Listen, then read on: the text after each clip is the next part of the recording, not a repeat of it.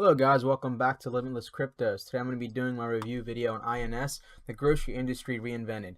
Before we get into the video, I want to take a look at where the market stands right now. So the market right now, we're sitting at 331 billion. So in the last 24 hours, it's about a $70 billion drop.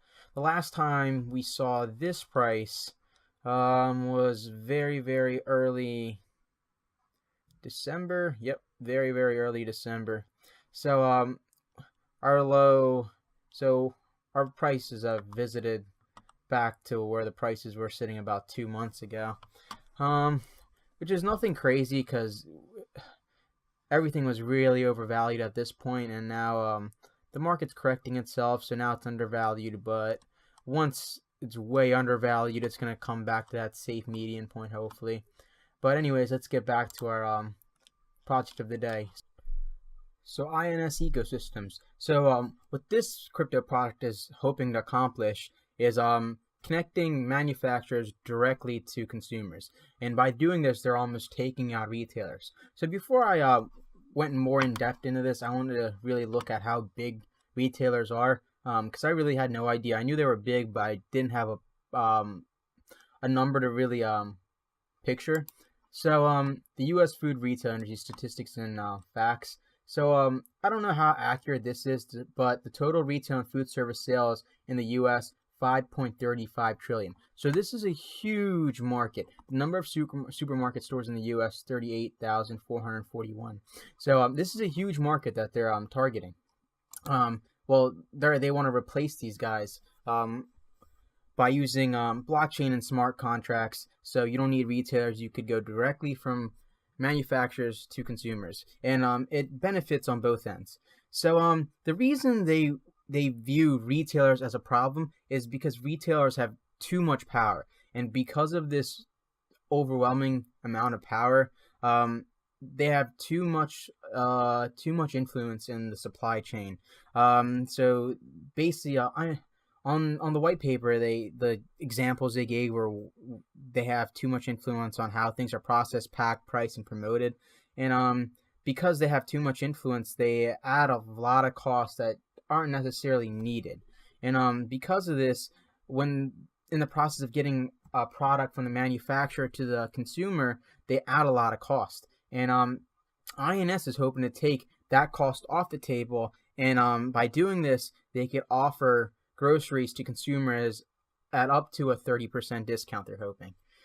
Also, by doing this, they're hoping to have a better experience on both ends for the manufacturers and the consumers, just because the manufacturers can directly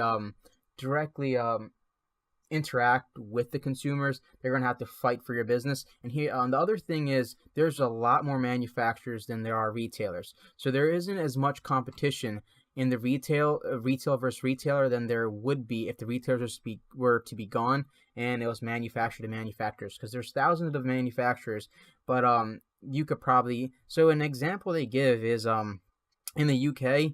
So I believe they said there was about 7,000 manufacturers, 4 retailers, and these 4 retailers are selling to about 25 million households. So you could just kind of get a picture of the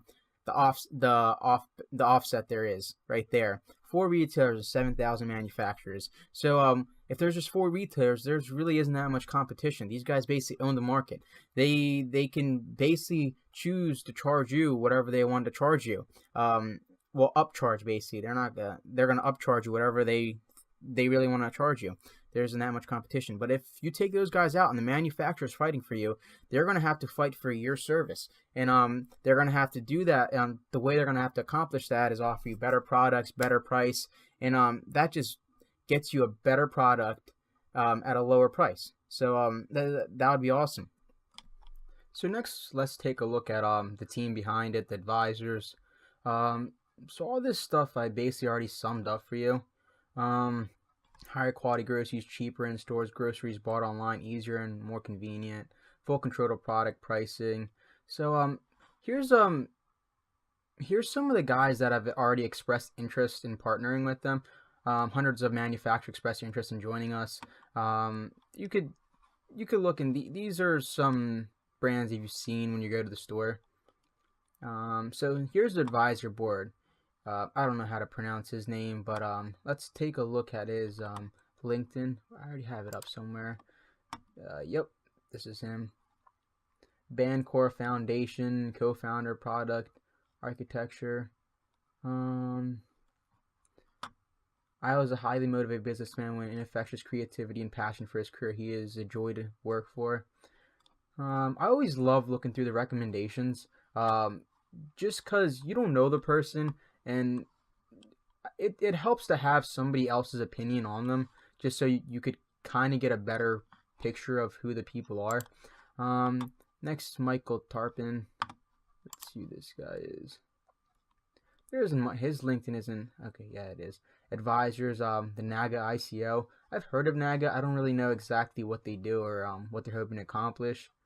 Wax Token I've heard of. Obviously INS ecosystem. So this guy's from Syracuse University, bachelor's dual degree, newspaper journalism. Okay. Michael knows the PR space around blockchain technology better than anyone else. So if that claim is true, if he knows it, then he should be a great advisor. Harvard. I'm just gonna look through it. Okay, Harvard. Black Moon Crypto. This guy's so what is he? Legal advisor, IBM, JP Morgan Chase, 15 years of legal experience, worked as a commercial attorney for General Mills, and technology intellectual property lawyer for the IBM. So if he was a lawyer for IBM, JP Morgan, he's a great person to have on. All right, let's take a look at the team. So these guys have previous experience in what they're trying to accomplish with INS already. So if you scroll down here, so where is it? No, that's not it. Where is it? So founders experience in online groceries. INS founders have more than 40 years experience in online grocery sector. In 2013, Dimitri and Peter founded Instamart, a leading same-day grocery delivery service in Russia. So 100,000 orders delivered by Instamart. So Instamart revenue plans for 25 million. So that's a pretty good number. 10 million raised from investors to date, and the team size is 200 people. So if they can manage that many people and get this job done, they already have a foundation for what they're trying to accomplish with INS. So I think that looks great on their behalf. It's great to know that they know what they want to do. But let's look through his LinkedIn. Okay, so he's worked for Goldman Sachs, IBM. Where is he? Peter. Okay, Peter. So Peter. CEO and founder. Yep, that's investment banker, Goldman Sachs, Credit Suisse, IBM, and he's out of Harvard Business School, Master's of Business. He has an MBA, founder and leader.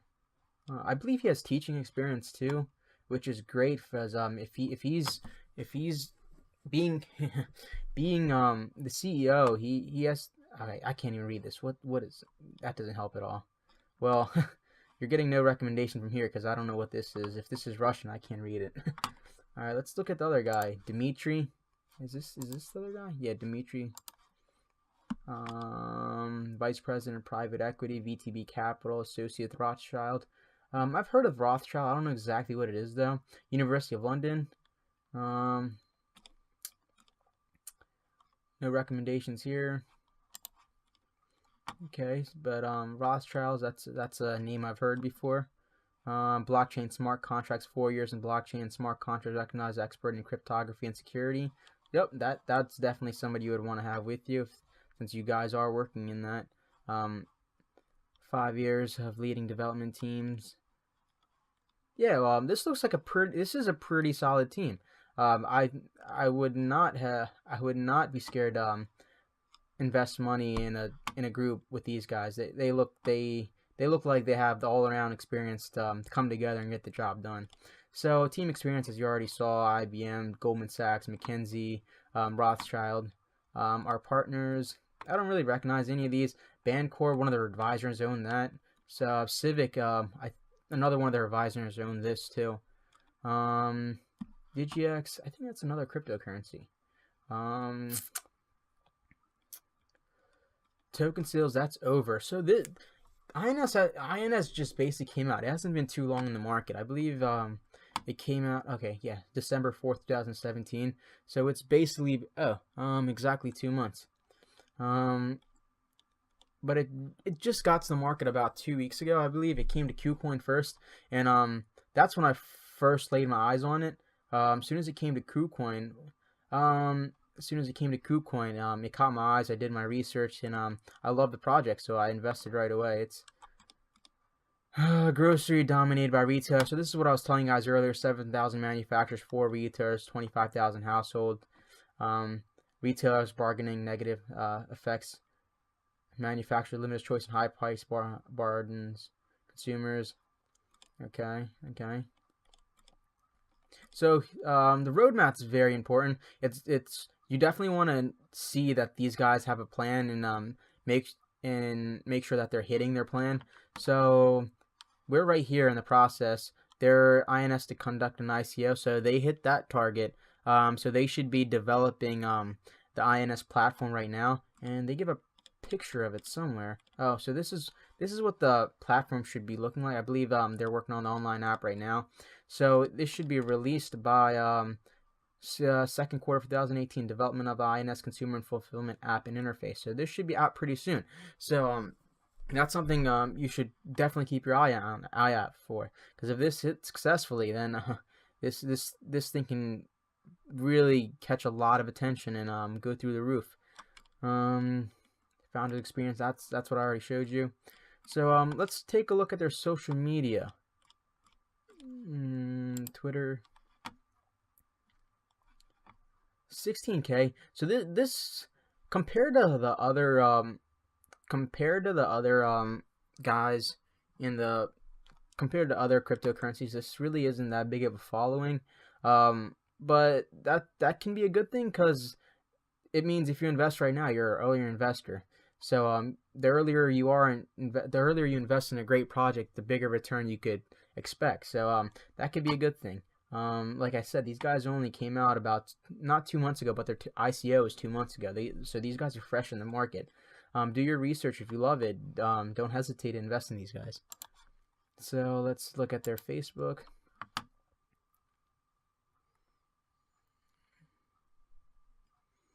We present to you our journey monthly update capture. 50,000 INS. Okay. They're not as active as I'd like them to be. Let's see what they have on YouTube.